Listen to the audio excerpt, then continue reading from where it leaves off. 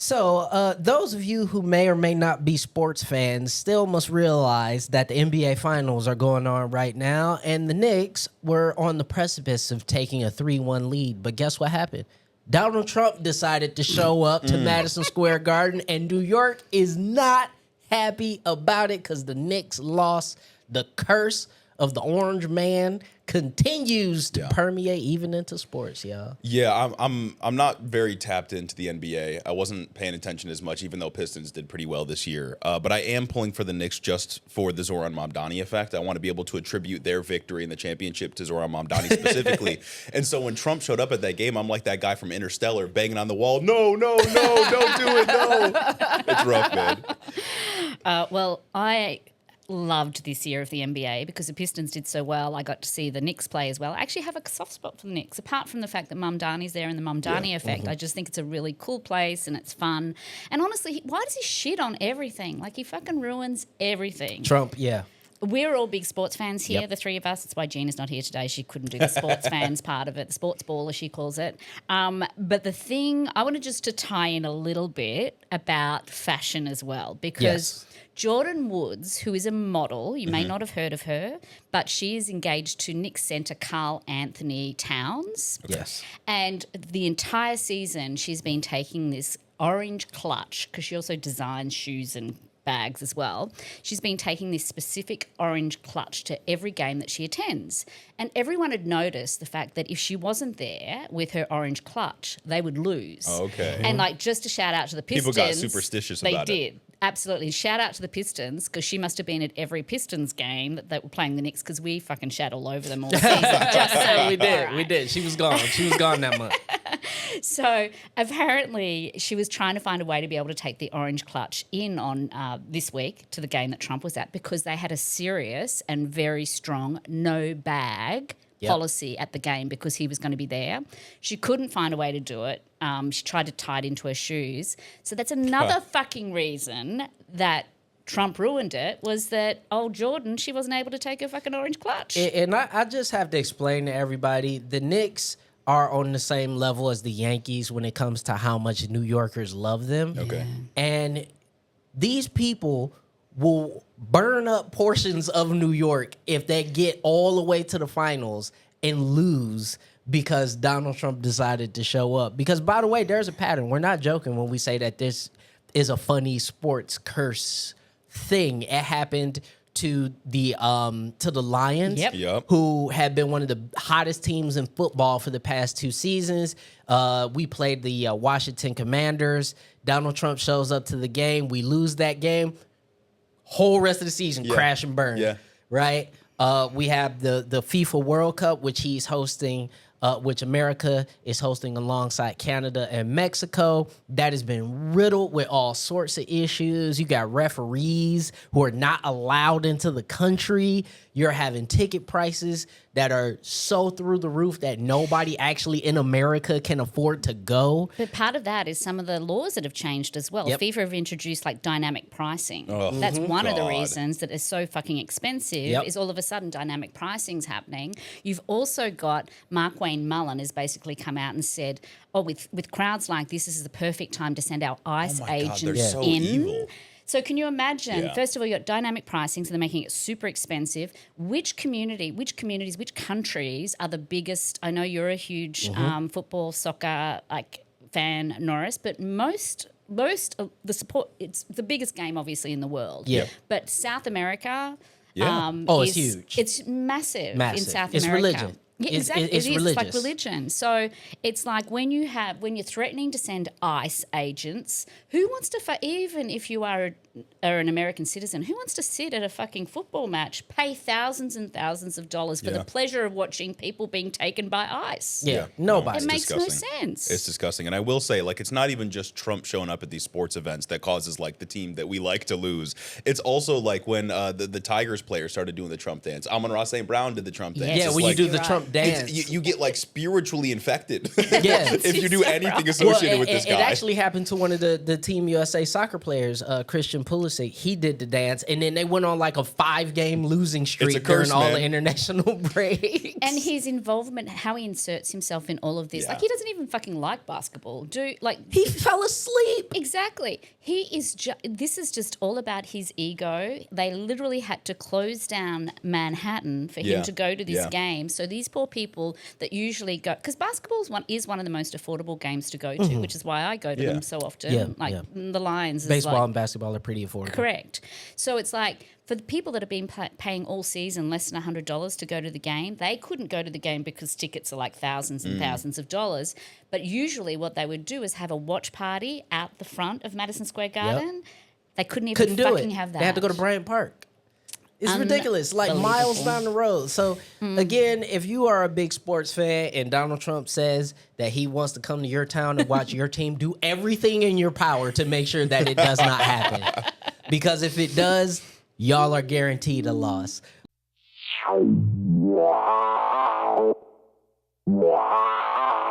Welcome, everybody, to Point of Disorder. I am your host, Norris Howard, here with our intrepid crew of co-hosts. Jeremy from Head in the Office. I'm back. Glad to be here.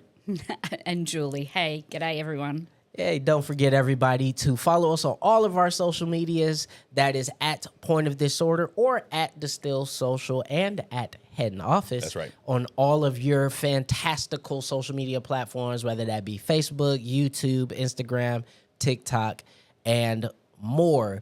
Now, we do kind of want to talk a little bit about a thing. We did a thing this week where we hosted a really awesome Creator Day with a number of candidates for state houses, for U.S. House, for the Senate even. And Julie, tell us a little bit about what went down and how it all went, because it was a fantastic evening. It was. I mean, I think, just to sort of pull it back a little bit, what we know about Distill Social and the work that we've been doing for quite a few years now is the impact that social media has on being able to inform people just generally, your average Joe out there that is not watching, CNN, MSNBC, whatever the fuck else, and they're not tying themselves into politics. But what they are doing is picking up their phone or, social media is where so many people are now getting their news and information.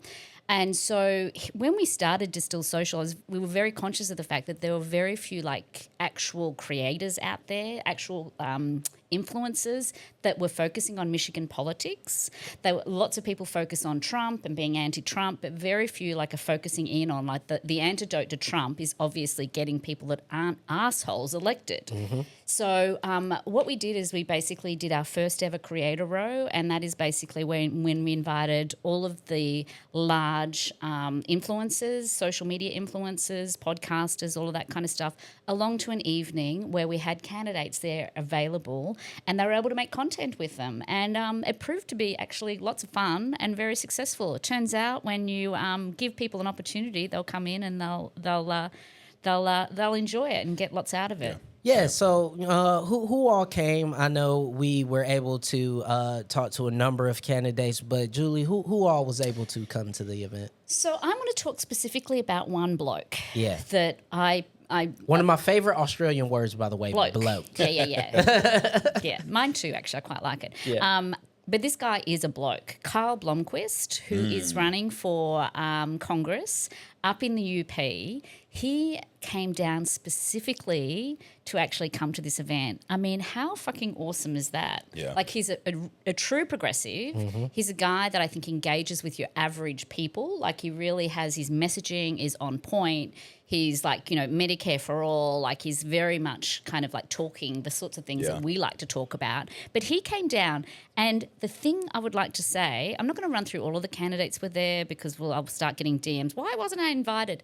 But what we really focused on is making sure we invited and had people along, candidates specifically, who were willing to actually answer the hard questions. Because what we're talking about here are creators and influencers. We didn't give them any idea of what they were to ask, and we did not give them any guidance as in terms, including it was a the free for all. candidates. It was Ask free whatever for you all. want. And none of the candidates that came along, I will tell you, none of them asked for the questions in advance. Nope, now, not we one. know that that's really rare Yeah. because we have another podcast called For the Sake of the Argument. And let me tell you, for the amount of candidates that come in and say, can I get the questions beforehand? No, fuck no. No, this was basically organic and it was fun. And I think, sorry, I'm waffling a little bit, but I do want to say the other thing was we are in a collective grief right now as a community, as a country, as human beings. And the vibe that I got from that event, just, you said it yourself when you walked in here, Norris, like it lifted your spirits. It did. It lifted my spirits because I think the thing that I saw more candidates smiling and laughing than I've seen in a long time, and seeing them just be human beings. You know, there were creators who were talking about deep policy issues, but there were also creators there who were just like, hey, how do I deal with a guy who's conservative and I want to go on a date? Yeah. You know what I mean? And getting advice from all the different candidates on how they reckon with that, but just humanizing the candidates and being able to talk to them like real people and being able to actually like have just a little bit of fun. And I think it was really important. And I think a thing that I also thoroughly enjoyed about it was the fact that we had people of varying sort of levels of political depth, so to speak, for lack of a better term. But everybody still had very thoughtful questions, and questions that they knew would not just pertain to their audience, but these were questions that they would be able to take back to their parents or to their spouses or to, you know, their grandmothers and grandfathers, and be able to show them that, hey, this is not complicated stuff. This is stuff that is actually really easy to wrap your head around. And in the case of somebody like Kyle Blomquist, he is in the UP, where us down here in the Lower Peninsula have a very sort of skewed view that it is this, you know, very Republican, conservative wilderness up there. And one of the biggest things I heard him talking about was Medicare for All will help rural communities so much, because right now they're being devastated by the effects of the big, beautiful bill. They're having to drive 2 and 3 and 4 hours to go to doctor's visits, to visit cancer specialists, and so on and so forth. And so it was very good and eye-opening to not just have him, but people from all over the metro and all over the state sharing their perspectives. I want to just give a quick shout out, because it's, you know, this is what I do. This is not an advertisement. This is how I live my life. We had it at the Royce in Detroit, wine bar. Very nice venue. Great venue. And the Ping, who owns the Royce, was so gracious in allowing us to use this space. And once again, these businesses are doing it tough in Trump's economy. So just a shout out to Ping and to the Royce. Get along there, enjoy a lovely wine at a very reasonable price, because they support the same issues that we do. So Absolutely. really important. And as the fellow wine connoisseur here on the show, I also love that place. But, you know, speaking of doing it tough in Trump's economy, it appears that a lot of Republicans can't even afford to hire photographers because they are AIing themselves and doing all kinds of crazy stuff to make themselves look great. Listen, we know that the Republicans can be really, really ridiculous, but I'm not sure if you guys saw this Mike Rogers photo of him being AI'd into a buff individual. What's that about, bro? Mike Rogers is such a bum dog. Like, oh my, doing an AI image of yourself to make yourself look more ironically like Abdul El Sayed. Like, come on, brother.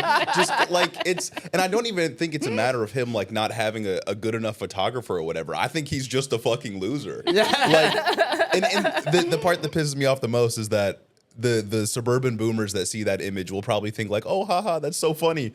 Look at the state of my country, dog. It's exactly happening, because I actually went out for a drink with my dad yesterday. We were supposed to go to the Tigers game, but, you know, it got rain and all that. So we went out, And he was looking at Facebook, and like it's all AI videos. And I'm like, Dad, you have to stop. Yeah. He's like, I know it's AI, but it's funny. I was like, you're polluting your brain, Father. Yeah. And he's just like, I can't stop. It is a lot of these older folks. They know it's AI. Mm-hmm. We got to stop saying they can't tell the difference. They know. No, they do know. I sit on planes and watch these fucking. They just think it's awesome. They do, and like, you dog, watch them like swiping and swipe. It's like, dude, what are you doing? You're like you're a man that's older than me, and what the fuck are you doing? Just like scrolling through this crap. Yeah, it's just but on a larger scale, I do want to talk about something when it comes to the GOP, because for the past few weeks, really are almost since it's been nice outside, we haven't heard much from the GOP. Now, I know that their primaries are a little bit less contentious here in Michigan. Mike Rogers is going to be the candidate for Senate. As it looks right now, John James will probably be the candidate for governor, so it's a little bit less contentious. But why do you think we haven't heard much from the Republicans? Because usually they would be standing from the mountaintop screaming about all sorts of nonsense right now.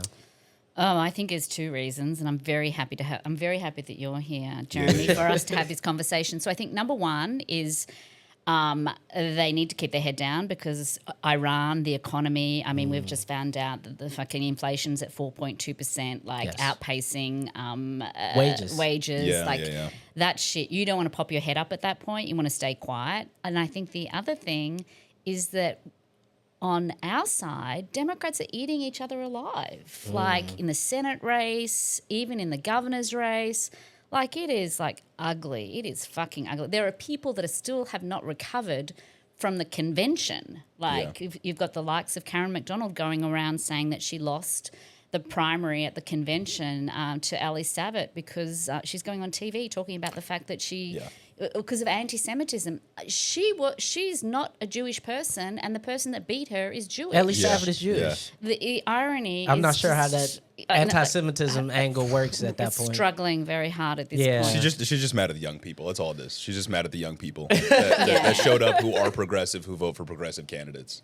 And I feel like it's got to be that, and I agree, Julie, with your assessment. But I also think there's another aspect to it. And as we remember a couple years ago, the entire Republican Party was under a strict no town hall rule, which is still in effect. And I just feel like we're at a moment right now where these primary races have become so close and so contentious. Even right now, the U.S. Senate race, it depends on who's putting out the poll. Yeah, everybody's ahead of everybody depending on who's doing the polling. But I also think that right now, the conservative brand has become so toxic that even just saying anything contrary to, yeah, man, I want everybody to be healthy. Yeah, man, I want to stop the war. Yeah, man, I want to fix the economy. Outside of saying those three things, people do not want to hear it. I think there's actually a big issue with the conservative brand in particularly purple states, because we see these special elections happening all across the country, and they're getting beat up in these special elections. Yeah, I think it's a couple of things, mostly along the lines of what you've already said. The first is like the pure practical political issues that they're having, which is they don't know exactly who to attack yet, right? Yeah. Whichever Democrat wins the Senate primary is going to be the top of the ticket and is going to be the person that's attacked the most. So far, they don't really know who it's going to be because, like you said, it's neck and neck and neck. I've seen Mike Rogers attacking Abdul more lately, but he might just be taking a guess that he thinks Abdul's going to win. Yeah, I think he's hedging his bets. Like nobody really knows, so they don't have a specific person to attack. They've got Benson to attack, who's probably going to be the gubernatorial nominee, but they don't have a Republican selected yet. So there's not really like a way to funnel the criticism and positive advertisements into like individual people. But then also, like you said, we are now about 2 years in, almost 2 years in, to the second Trump administration. There's a war in Iran that's jacking prices up. There's these data center developments that nobody really wants to talk about, which we'll be talking about a little bit later. There's all these negative economic effects happening right now, and not a single Republican can answer for it. No. And basically all progress in the state legislature is halted because of Republicans in the House. Yeah. So there's not a whole lot they can really run on. So I think they're sort of biding their time until maybe they can make some kind of argument, but I don't know what it's going to be.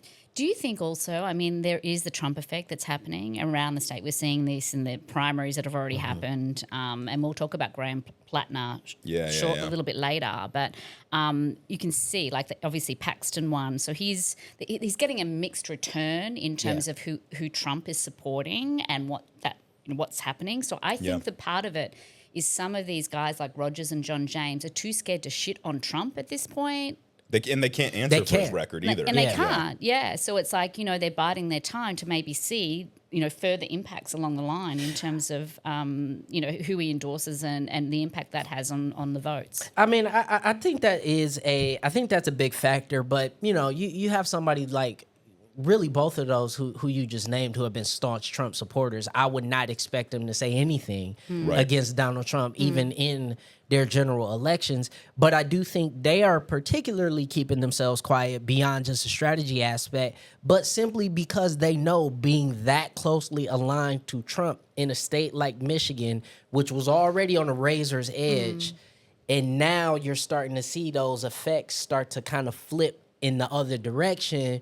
Now you got to make it an argument of, well, it's in a weird way, I'm not the crazy progressive. I'm not the crazy, left-wing nut who's going to turn this into a socialist caliphate like New York. You know what I mean? If only, man. If yeah. only. No, but I think that is sort of the direction they want to take it, because I'm seeing that if you lean on the Trump support angle in a state like Michigan, it is not a winning strategy. No, and you can't think that it is, particularly this time round. We haven't seen it with the Iran war, another never-ending fucking long war. The new forever war. The new forever war, we've not had elections under this circumstance, and with the economy as well. We did have the economy issue in 2024, which was it's worse now. It's worse now. It's significantly worse now. We're not post a fucking pandemic. We're just got a dickhead driving the bus. That's it. Yep. And it's it's going to be like a D+6 environment compared to 2024. Like Slotkin won by half a percentage point over Mike Rogers. So Mike Rogers lost in that environment, which was very, very pro-Republican. And in a very split ticket environment, and too. He is not getting anything like that this year. No. So I'm not really worried about these statewide races like the Senate race and the governor's race, specifically because everyone's negatively polarized against Trump. But I mean, we'll see what happens. I don't know. I'm not going to make any predictions. It's too I'm early. not making any predictions. But speaking about negative energy, Julie, I want you to share this story because this is a perfect example of what we mean by the Democrats sort of cannibalizing their own and giving Republicans all the ammunition they need for the general. So can you share, you've had a personal encounter with something like this? I do. It's hard for me to hide from the fact that I'm an immigrant, right? So it's very hard for me to hide from that. Last week we spoke about the Governor Whitmer attending the celebration of the barn, the AI Centre in Saline with Sam Altman and all those merry men.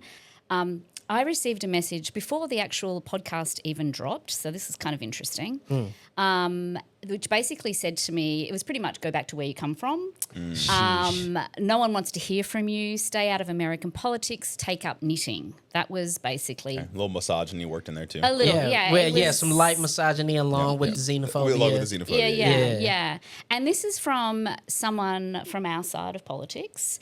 And I had no fucking idea what they were talking about, honestly. And anyone that wants to ask me for a copy of the messages, I'm happy to share them. I had no idea what this person was talking about.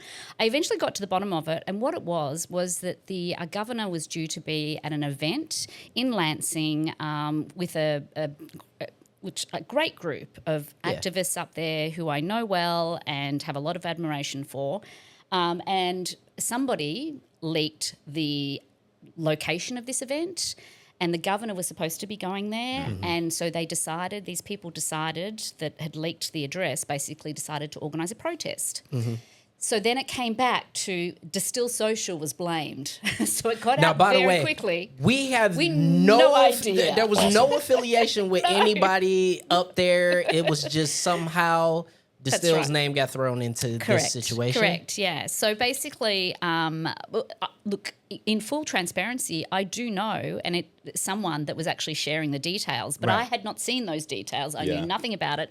It certainly was not Distill Social. And I, madly, Gina, what's going on? What have we done that I don't know about? Any rate, I suppose it's just an example as to the hate runs deep, and it's like you are firing at the wrong person. Yeah.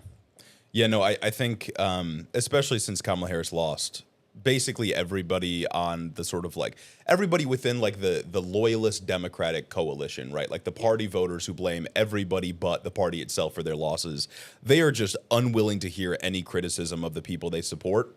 And when there's popular resistance to somebody like Whitmer, they get very upset about it because like it must be somebody else's fault that this is happening. There's no way that this could naturally occur, spontaneously occur. Well, but also to me, right, you can't have, because the Democratic Party's whole point is supposed to be big tent politics, welcome everybody here. Apparently not. Do everything you can to make sure that everybody knows that there's a place in America for them. And then you send a message that says, go back to where you come from. Yeah. And it's just one of those things that lets me know that the moment I disagree with you, Yeah.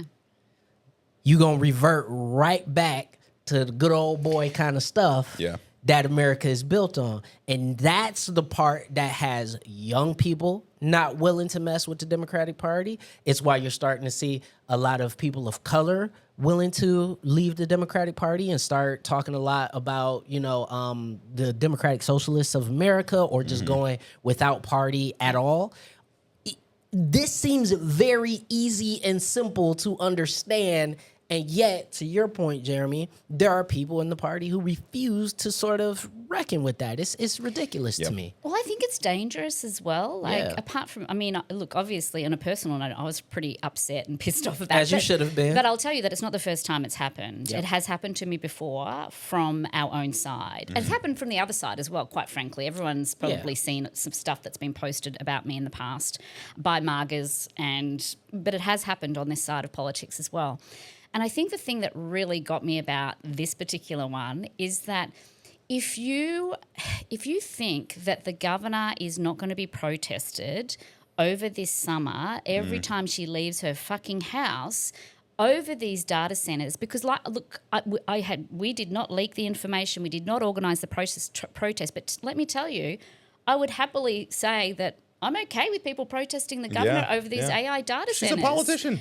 Exactly. I'm And happy with anybody protesting any Period. politician. If you feel that strongly, please go protest. That's your right. You're an American. That's your right. Exactly. It's your right to do that. Yeah. So it's kind of like it's one. And like I said, she is going to be protested every time she leaves her fucking house for the entire summer because these young people, not just young people, you go to Saline, that's old, like a lot of old people. It's older live in folks conservative and moderate people. and conservative people. Yeah. So it's one of those situations where I think everybody's just gotta understand what the heck is happening right now. Yeah. And just recognize that yes, there's gonna be blowback. By taking this stance, there's gonna be political blowback.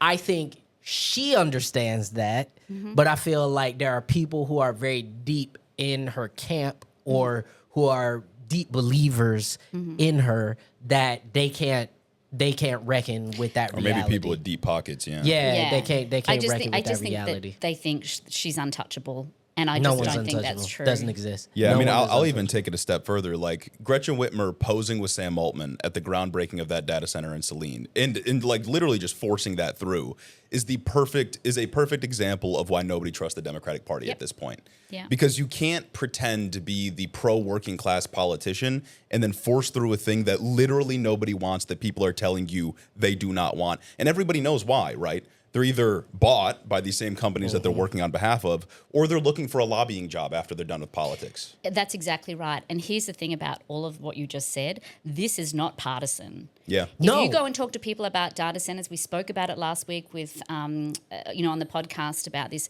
This is not a partisan issue. You speak to anybody, whether they be left, right, center, it doesn't matter. People hate fucking data centers. Yes. They're Yeah. pissed with AI. We haven't even worn the brunt of it yet. Like No, we're not it's even just close. starting. This is just the Exactly. beginning. And, I anecdotally, I was speaking to a friend of mine about the data centers, And what she said to me, and I want to say this because it is a very strong word, is that she said it felt like a betrayal. Yeah. She said it felt like here was a person who had been at the forefront of female leadership and protecting a woman's right to choose and, you know, trying to shore up voting rights in the state and do all these things that are absolutely progressive and help people and at least have a foundation in trying to make the day-to-day lives or at least the political lives of Michiganders better. And to stand there with a human being who literally says, I want humans to be obsolete. Yes. Right? Who has literally helped contribute to massive disinformation campaigns, who has literally sat there and helped to create this muck, this mire of political discourse that we currently have in the world right now. I'm not even talking about the democratized art people. I'm not even talking about those losers. I'm just talking about the political realm. To stand next to them, there are a lot of people, whether they be on the left or whether they be on the right, who feel like I would not have wanted my governor with them, period, regardless of who they are. And let's just remind everybody why people are not happy with data centers, because I think it's really sometimes it gets lost in the whole, like, you know, we just say data centers and it's shorthand for like, oh, it's awful. Yeah. But remember, what it's going to do is going to jack up our energy prices. So our bills, like every one of us pays an energy bill here. We're very hot in here, can I just say? And it's because our conditioning's not working. Energy bills, DTA. It's going to contribute to the environmental issues that we have, and we live in a state where the environment's so incredibly important. Most of the amount of tourism that we get here is often because of the wonderful environment we have here, the Great Lakes and all that kind of stuff. And AI tech is basically being used for mass surveillance and dynamic pricing, the things that are just making everything so much more dangerous for us and so much more expensive for us in so many ways. So why is it that so few politicians are leaning into this and basically not saying, hey, this is shit. Yeah. I just want more politicians on both sides to be standing up and saying, no, this is not okay. I think the answer to that question is twofold. I think, one, the cynical answer is they're just bought and paid for. Is the money. I think that is the pure, straightforward, cynical answer. But I think trying to look a little bit deeper beyond that is, I do think that there are a lot of politicians that feel that this is an inevitability. Yeah. Like that AI and data centers and all this stuff is just a thing that is going to happen, and it is unstoppable, and there's nothing they could do or say that will change that. And I disagree with that wholeheartedly, because I think the promise of AI is beginning to be revealed as kind of a scam. It's kind of starting to feel like, you know, Bitcoin a little bit, where it's like, this is supposed to get us all off of fiat currency and get us away from the world banking mafia. It's democratizing. Yeah, it's democratized finance. Yeah. And it's like, no, it didn't work. It didn't work. It just became a money laundering thing. Well, and 3 of them are basically going public. Yeah. They're doing IPOs at the moment. And I mean, I think that's we're not going to get into it here because it's not what we do, but I think that'll be very interesting to see. Like, that's a way, once you go public and people can actually buy shares in these companies, I think what they're trying to do, part of it obviously is access to capital. Absolutely. But they can get a shit ton more capital from private equity firms, let me tell you that, than us little, nobodies sitting here. Yeah. But what's going to happen is, for a lot of people, it's going to end up in their retirement funds. So therefore, we will have more of a skin in the game. Like, don't forget that IPOs often happen because it might be shitty, but it's part of my retirement plan, so I don't want to talk about it too much. So just putting that out there. And the last thing I want to say about it, why I think a lot of politicians don't speak out against it, is because ultimately, if you're not in the club, you want to be in the club. Yeah. And so even if you're not necessarily getting the check, you want to get the check in the future. And they feel like this is where the check is going to come from. But I just don't see a guarantee of that at this moment. But we want to wrap up with a couple funny little stories. And Graham Platner won his primary, so he will be the Democratic nominee up there in Maine, going against Susan Collins for the Senate seat. How are we feeling about this? Because everybody was talking about his text messages and all this other stuff. I'll be very frank. I don't give a shit about who this guy was texting. I don't care. Yeah. There was the texting controversy, all the stuff before about like deleted Reddit posts. Yeah. And he worked for Blackwater or Constellus, whatever it's called now.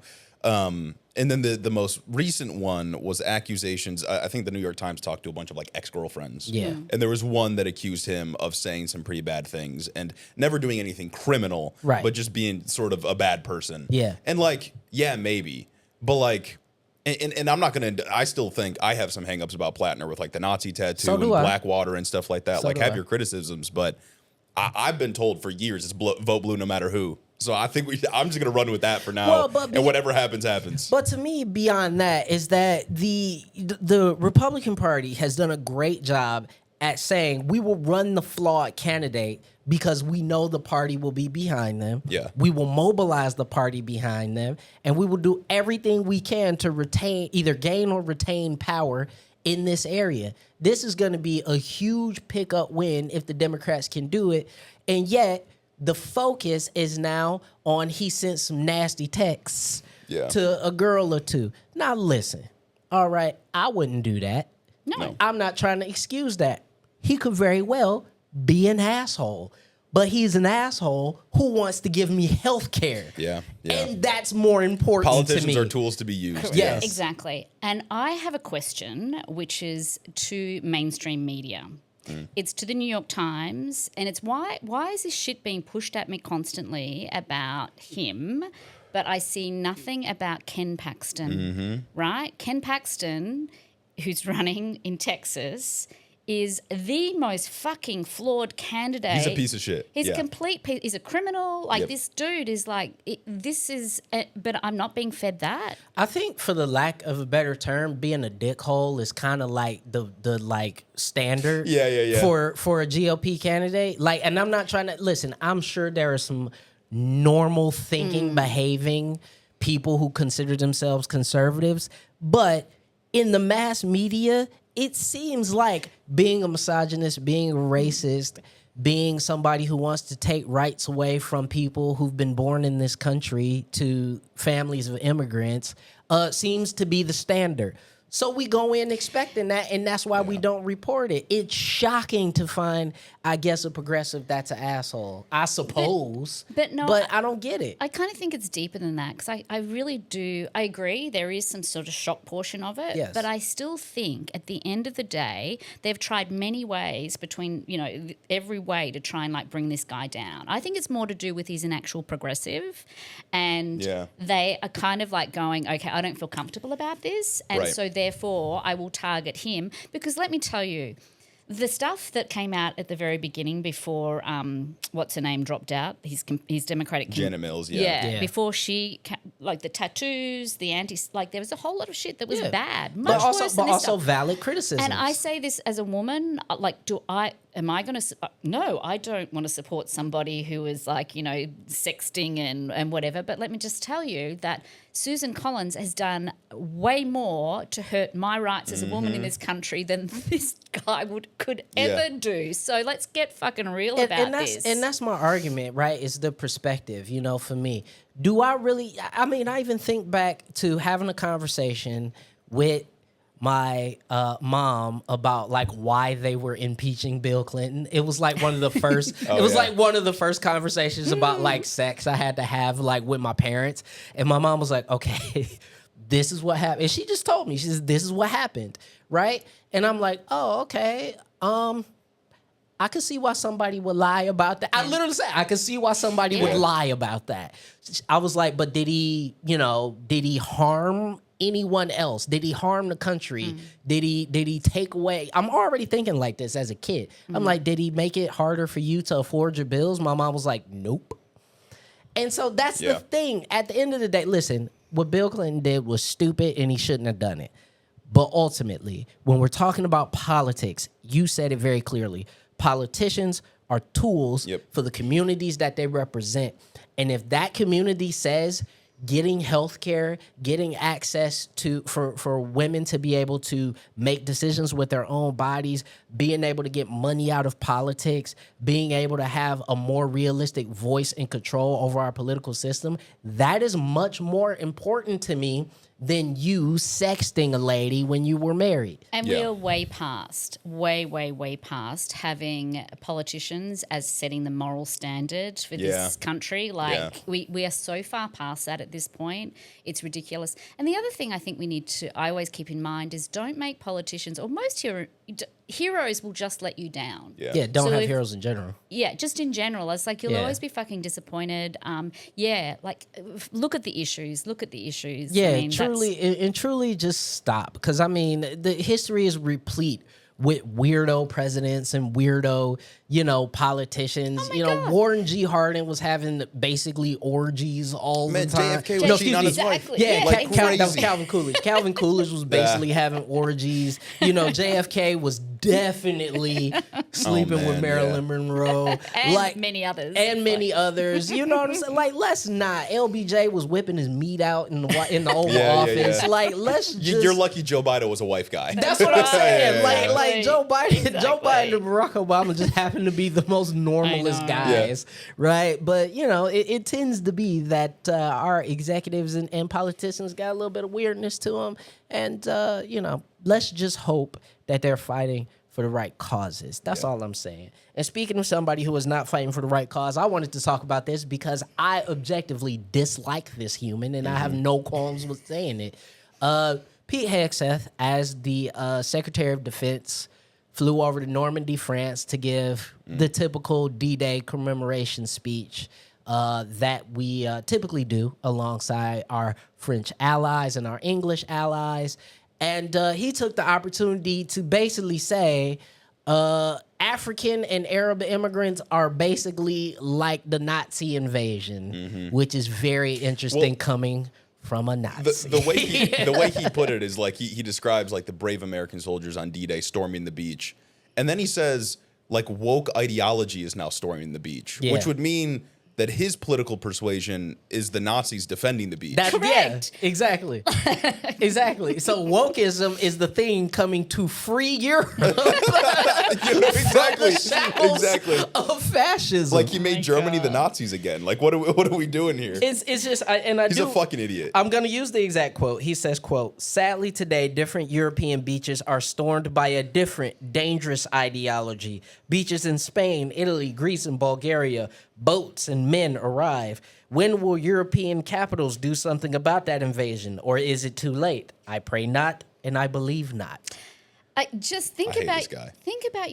your allies. Seriously, you're just shitting on Anyway, By the way, the French have literally said if you're born in Senegal, you're a French citizen if you want to be. Like they are totally okay with certain aspects. Now France has its issues, do It not does, get me yeah. wrong. Of course. But it is very comfortable with certain aspects of its immigration policy. Most European nations across the board are mostly comfortable with their immigration policies across the and board. it's only the really far crazy right Yeah. Yes. across the world really Yes. that are like shitting all over immigration and like that's where it's coming from. So Yes. So ultimately, at the end of the day, I just want to say this to anybody who is like super far right, racist, anti-immigrant person. She's still not gonna fuck you, bro. no, exactly. Yeah. That's what it all boils down to. It does. All right. So ultimately, immigration will happen.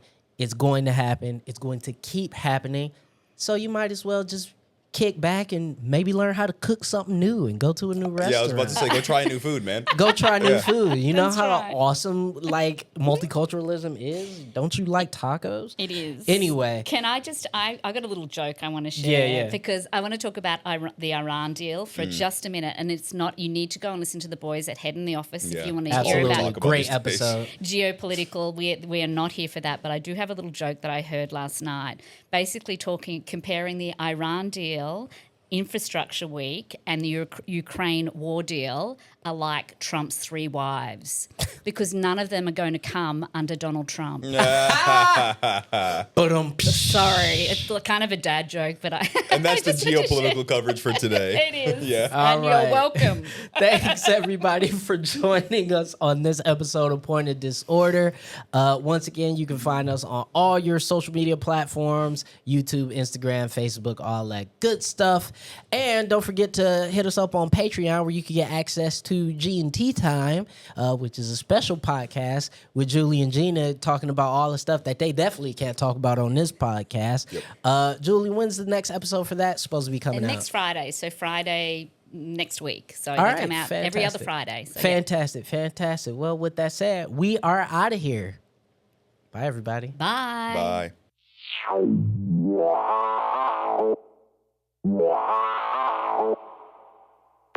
And that's a wrap on today's episode of Point of Disorder. We'd like to extend a huge thank you to everyone who listened today. And if you like us, give us a like, a subscribe, or a review on any place you get your podcasts. And don't forget to follow us on social media at Distill Social and at The Guerrilla Politic.